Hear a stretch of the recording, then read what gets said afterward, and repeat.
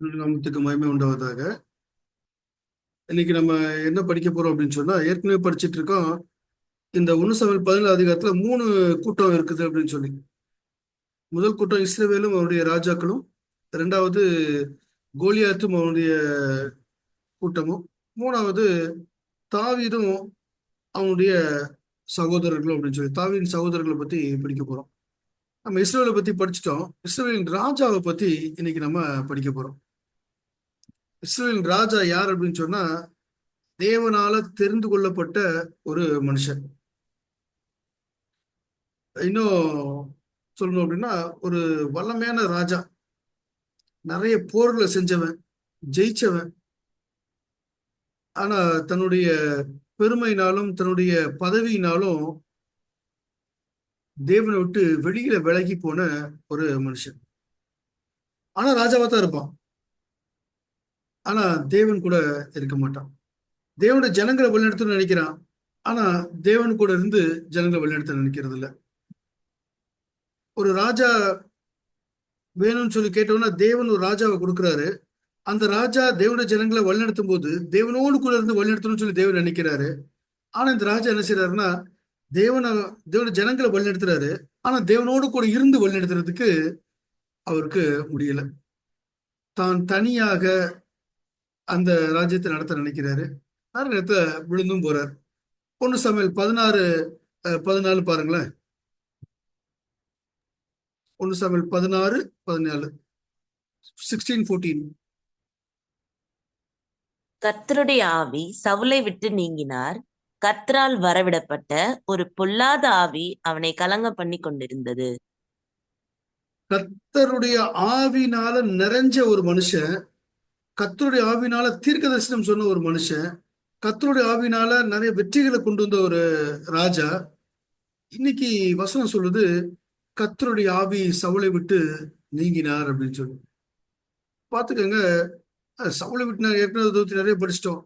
நிறைய முறை தேவன் அவருடைய ஆவியை கொண்டு அவர்கிட்ட பேசுறாரு. தொடர்ந்து தேவனுடைய அஹ், தொடர்பு கொள்ளுதல அவன் துண்டிச்சுக்கிட்டே வரான், அல்லது கேட்கக்கூடாதுன்னு நினைச்சு வரான். அதுக்கு மீறி நடக்கிறான். இதை செய்ய அப்படின்னு சொல்லும்போது அதை செய்ய மாட்டேன் அப்படிங்கிறான். செய்யாதேன்னு சொன்னா செய்யறேன் அப்படின்னு சொல்லி சொல்றான். மாறி மாறி பேசும்போது கர்த்தருடைய ஆவி அவனை விட்டு நீங்கினார் அப்படின்னு சொல்லி நம்ம பாக்குறோம். சரி, நீங்கிட்டார் அப்படின்னு சொன்னா அடுத்து வேற இன்னொரு விஷயம் பாக்குறோம். 1 சாமுவேல் 28:6 பாருங்களேன்.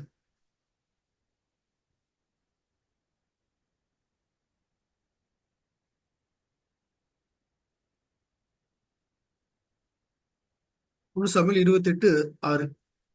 சவுல் கர்த்தரிடத்தில் விசாரிக்கும் போது கர்த்தர் அவனுக்கு சொப்பனங்களினாலாவது ஊரிமினாலாவது தீர்க்க தரிசனங்களிலாவது மறு உத்தரவு அருளவில்லை.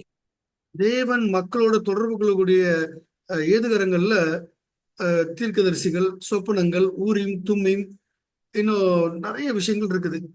இதுல எதையுமே தேவன் அவனுக்கு கிடைச்சலைன்னா பதில் கொடுக்கல. அப்போ பதில் கொடுக்கலன்னு சொன்னா ராஜாட்டுக்கு தேவனுடைய வழிநடத்தல் இல்லவே இல்லாம போயிருச்சு. தேவன் தொடர்பு இல்லாமலே போயிருச்சு. தேவன் அவன்கிட்ட பேசுறதோ அவன் தேவன்கிட்ட பேசுறதோ இல்லாம இருந்துச்சு. திடீர்னு அவன் தேவன்கிட்ட கேட்டாலும் தேவன் அவனுக்கு கிடைச்சது இல்ல, எந்த பதிலும் கொடுக்கறது இல்ல. இப்படிப்பட்ட காலகட்டத்துல தான் இந்த ஒரு சண்டை நடக்குது. 1 சாமுவேல் 17 அதிகாரத்துல கோலியாத் வந்து நிக்கிறாரு. இவங்களும் ஒரு இடத்துல கூடுறாங்க, அவங்களும் வர்றாங்க, எதிர்த்து நிக்கிறாங்க. 40 நாள் சும்மாவே நிக்கிறாங்க. 1 சாமுவேல் 17:31 பாருங்களேன். அங்க தாவீது வர்றாரு, பேசுறாரு. இந்த கதையெல்லாம் உங்களுக்கு தெரியும். பேசின உடனே சவுல்கிட்ட கூட்டிட்டு போறாங்க. சவுல் எங்க இருக்காருன்னு பாருங்க. தாவீது சொன்ன வார்த்தைகளை அவர்கள் கேட்டு அதை சவுலின் சமூகத்தில் அறிவித்தார்கள்.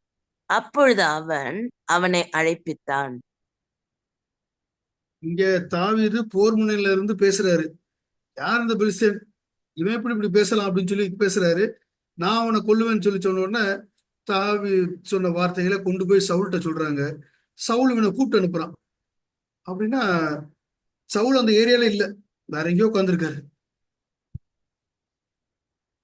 ஒரு ராஜா, வழிநடத்த வேண்டியவன், போரை ஜெயிக்க வேண்டியவன், வெளியில எங்கேயோ உட்காந்துருக்கான். இன்னும் ஒன்று சாமுவேல் 10:23 படிச்சிருக்கோம். அஹ் சவுலுடைய தோளு கீழே தான் அவ்வளவு ஜனங்கள் இருந்தாங்க. இஸ்ரேல் கீழே இஸ்ரேல் ஜனங்கள் எல்லாரும். அப்படி பார்த்தா இந்த கோலியாத்தை ஜெயிக்க சண்டை போடுறதுக்கு தகுதியான ஒரே ஆள் யாருன்னா இந்த சவுல் தான். அவன் தான் எல்லாத்த விட உயரமா இருக்கிறான். அந்த தோளு கீழே இருக்காங்க. ஒருவேளை எல்லாரும் 6 அடி இருந்தாங்கன்னா இவர் ஒரு அடி மேல இருக்கு, 7 அடி இருந்திருக்காரு. எல்லாரும் தோளு கீழே இருந்திருக்காங்க. கோலியாத்துக்கு சண்டை போடக்கூடிய தகுதியான ஒரே ஆளு இந்த சவுல். ஆனா இந்த சவுல் என்ன செய்யலைன்னா சண்டை போடுறதுக்கு போகல, ஓரமா ஒதுங்கி நிக்கிறார். பய நிறைஞ்சு போயிருக்குது, அதறியப்பட்டு போய் உட்கார்ந்துருக்காரு. பயம் நிறைஞ்சு போச்சிருக்குன்னா இவர் தோத்துட்டார் அப்படின்னு சொன்னா மொத்தமா என்ன செஞ்சிடும், ராஜ்யம் அழிஞ்சு போகும். அந்த பயத்துல உள்ள இருக்கிறாரு. இது போக தோல்வி பயம் மட்டும் கிடையாது, தன்னால் இந்த தேசம் அடிமைப்பட்டு போகுங்கிற பயம் மட்டும் கிடையாது. தேவன் என் கூட இல்ல, நான் எப்படி போய் சண்டை போடுறது? அது வரைக்கும் சண்டை போட்டவர் தைரியமா கூப்பிடுவார், வாங்க எல்லாரும் போய் சண்டை போடலாம்னு சொல்லி கூப்பிடுவார். எல்லாரும் போவாங்க, போய் சண்டை போட்டு வருவாங்க.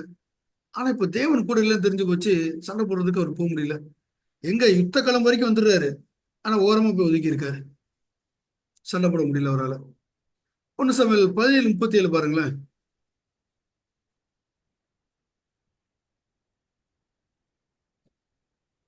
பின்னும் தாவீது, என்னை சிங்கத்தின் கைக்கும் கரடியின் கைக்கும் தப்புவித்த கர்த்தர் இந்த பெலிஸ்தனுடைய கைக்கும் தப்புவிப்பார் என்றான்.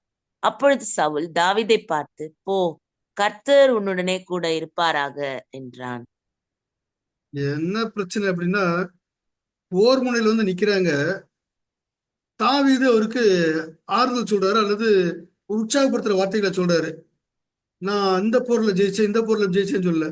எப்ப என் ஊர்ல கரடி வந்துச்சுப்பா, சிங்கம் வந்துச்சுப்பான்னு கதை சொல்லிட்டு இருக்காரு. இவர் சொல்றாரு, கத்தர் உன்னோட இருப்பாரு, நீ போயிட்டு வா. ஏன்னா அவர் நல்லா தெரியும், கத்தர் என் கூட இல்லைன்னு சொல்லி தெரியும். சொல்ற, நீ உன் கூட இருப்பார், போயிட்டு வா. இவன் சொல்றான், ஒரு சிங்கம் வந்துச்சு, கரடி வந்துச்சு, நான் பிடிச்சு போட்டேன். இந்த பெல்சீன் அப்படிதான், எனக்கு கத்தர் தப்பிப்பார்.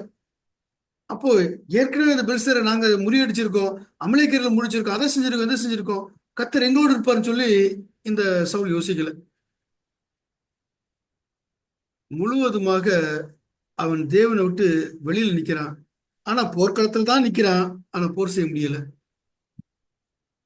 இன்னும் ஒரு சேலஞ்சு பாத்தீங்கன்னா, ஒருத்தருக்கு ஒருத்தர் வாங்க சண்டை போடுவோம், ஒரு ஆளை செலக்ட் பண்ணுங்கன்னு சொல்றாங்க. இந்த சவுல் நினைச்சிருந்தாலும் மொத்தமா படைகளை கூட்டிட்டு போய் பெலிஸ்தரை அடிச்சிருந்திருக்கலாம். ஆனா என்ன செய்யலாம், அதையும் செய்யல. அமைதியா அவன் இடத்துல உட்காந்துருக்கான்.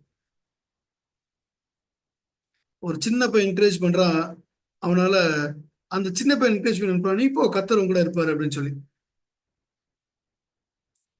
எங்க வீட்டுல திடீர்னு என் பையன் சொல்லுவான், அப்பா நான் அந்த பைக்கை ஓட்டிடுவோம்ப்பா, இந்த காரை ஓட்டிடுவோம். காலை